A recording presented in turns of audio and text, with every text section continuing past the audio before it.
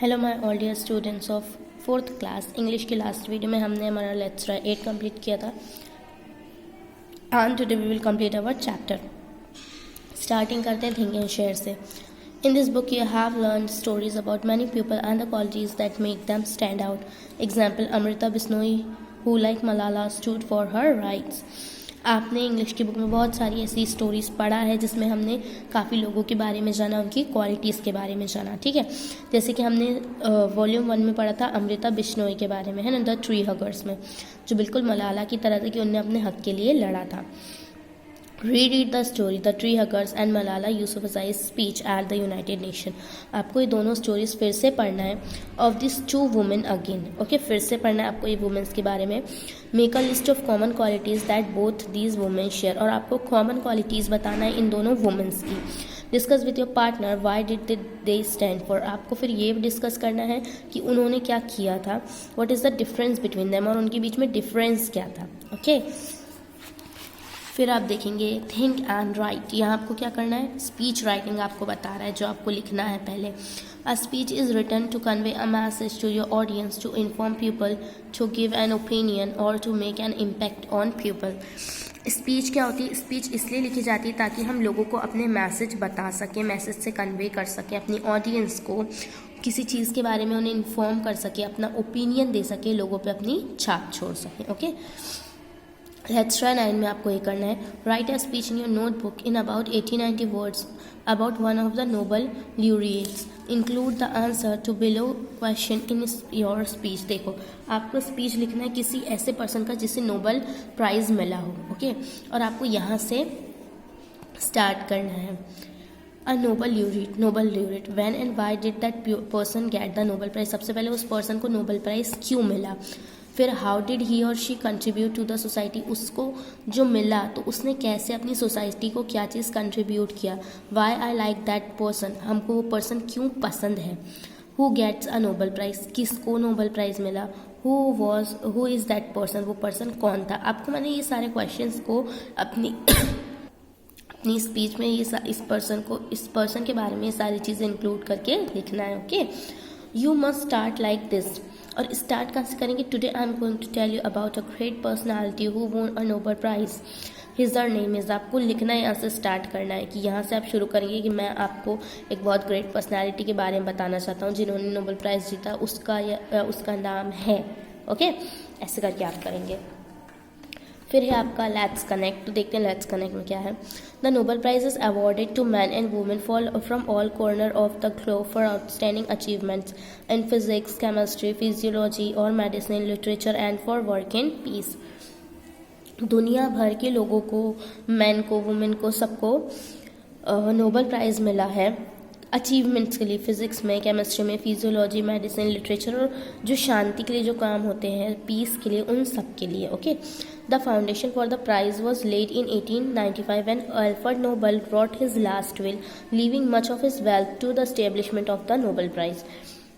और ये foundation, prize का फाउंडेशन स्टार्ट हुआ 1895 से, जब अल्फ्रेड नोबल ने अपनी आखिरी विल लिखे थे और उनने अपनी बहुत सारी वेल्थ जो थी वो इस नोबल प्राइज़ को इस्टेब्लिश करने के लिए उनने अपनी दे दिया था। ओके, दे दिए थे। Alfred Nobel was a Swedish chemist, engineer, innovator and armaments manufacturer.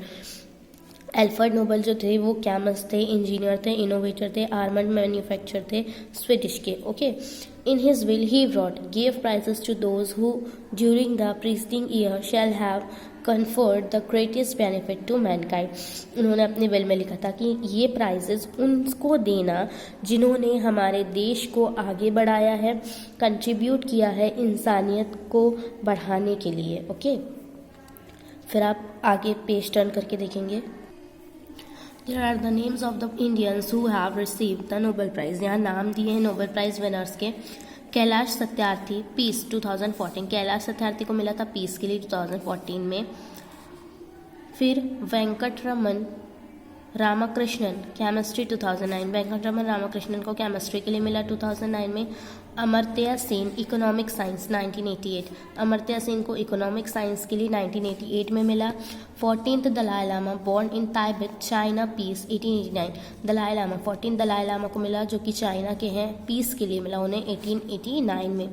Subramaniam Chandrasekhar, Lahore, now in Pakistan, Punjab, British India, Physics, 1893. Subramanya Chandrashekhar को मिला फिजिक्स के लिए 1983 में. Mother Teresa peace 1979. Mother Teresa को मिला पीस के लिए 1979 में. CV Raman physics, CV Raman को मिला फिजिक्स के लिए 1930 में. एंड रविन्द्रनाथ टैगोर लिटरेचर 1913, और मिला रविन्द्रनाथ टैगोर को लिटरेचर के लिए 1913 में. Find out who these people are and why they receive the Nobel prize. Learn more about one of them and share it in the class. आपको इन लोगों के बारे में जानना है, पता करना है कि इन्हें नोबेल प्राइज़ क्यों मिला था, और भी आप इनके बारे में जानेंगे. और किसी एक के बारे में आप अपनी क्लास में अपनी क्लास में शेयर करना था, जो आप अभी कर नहीं सकते, तो आप लोग अपनी पेरेंट्स से बात शेयर करेंगे. And last we have we care. Jawaharlal Nehru, our first Prime Minister, was watching a play at Ramlila Ground in Delhi on 2 October 1957 when suddenly the shimian in which Pandit Nehru was seated caught fire. Jawaharlal Nehru जो हमारे first prime minister रहे हैं, वो एक बार Ramlila ground में play देखने गए थे दिल्ली में. कब? 2 अक्टूबर 1957 में. तभी जहाँ शामियाना जहाँ वो थे, वहाँ पर पंडित नेहरू जहाँ बैठे थे, वहाँ पर आग लग गई. A 14-year-old boy named Harish Chandra Mehra immediately tore the burning tent with his knife. This brave act of Harish saved the lives of many trapped people in the tent. तभी एक 14 years के boy ने, जिसका नाम था हरीश चंद्र मेहरा, उसने ना अपनी नाइफ से उस टेंट को काटा और बड़ी बहादुरी से उसने बहुत सारे लोगों की जान बचा ली जो उस टेंट में फंसे हुए थे. Seeing his bravery, Pandit Nehru thought of instituting a bravery award for courageous acts performed by children all over India. और ये देखकर, उसकी बहादुरी देखकर पंडित नेहरू के दिमाग में ये आया कि क्यों ना हम हर उस बच्चे को पूरे इंडिया में जिनमें इतनी हिम्मत है, उन्हें ब्रेवरी अवार्ड दें.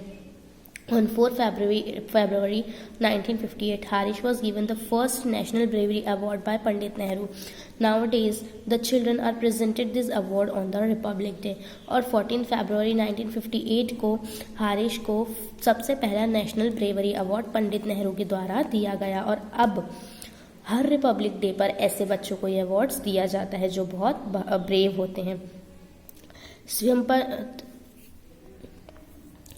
Swimampatra Ruchita, an 8-year-old girl, is the youngest recipient of this award. और शिवमपत्र रुचिता जो है 8 साल की सबसे छोटी है जिसको ये अवार्ड मिला है. On 24 July 2014, the school bus in which she was traveling had stopped on the railway track, and unfortunately a train was coming in their direction.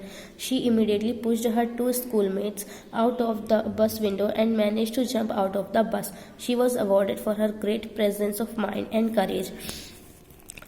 24 जुलाई 2014 की बात है कि वो बस से ट्रैवल कर रही थी, अपनी स्कूल बस से, और एकदम अचानक से जो बस थी वो रेलवे जो ट्रैक होता है, रेलवे पटरी, वहाँ पर रुक गई. ओके. और अनफॉर्चुनेटली ये हुआ कि वहीं से ट्रेन आ रही थी, तो ट्रेन उनसे वो मर जाते. तो उसने बहुत जल्दी अपना दिमाग यानी यूज़ किया, अपना माइंड, और उसने अपने 2 क्लासमेट्स को बस की विंडो से बाहर कूदवाया और फिर वो खुद उस बस से निकली, है ना. तो इसलिए उन्हें अपने प्रेजेंस ऑफ माइंड के लिए और अपनी हिम्मत के लिए ये अवार्ड मिला. Find out more bravery stories like this. अब आप लोग इस तरीके की ब्रेवरी स्टोरीज और ढूंढेंगे. You can also ask your parents to tell you story. आप अपने पेरेंट्स की भी हेल्प ले सकते हैं इन स्टोरीज को जानने के लिए. It might be about their leaves और द पीपल दे नो. और वो किसी के बारे में बता सकते हैं, चाहे वो अपनी लाइफ में उन्होंने ऐसा कोई पर्सन देखा हो तो आप वो बता सकते हैं ना. Share the bravery story in the class. फिर आप ये ब्रेवरी स्टोरी अपनी क्लास में शेयर करेंगे. तो अभी आप क्लास में शेयर नहीं कर सकते तो कोई बात नहीं, आप लोग वॉइस मैसेज कर सकते हैं. ओके. तो आप लोग ये स्टोरीज बताएंगे. तो यहाँ आपका जो लेसन था, लेसन नंबर 8, वो यहाँ कंप्लीट होता है. इसके आगे हम पढ़ेंगे हमारे नेक्स्ट वीडियो से. अगर इस लेसन का आपको कुछ समझ में नहीं आया हो तो you all can ask me. Okay. So bye all of you and take care.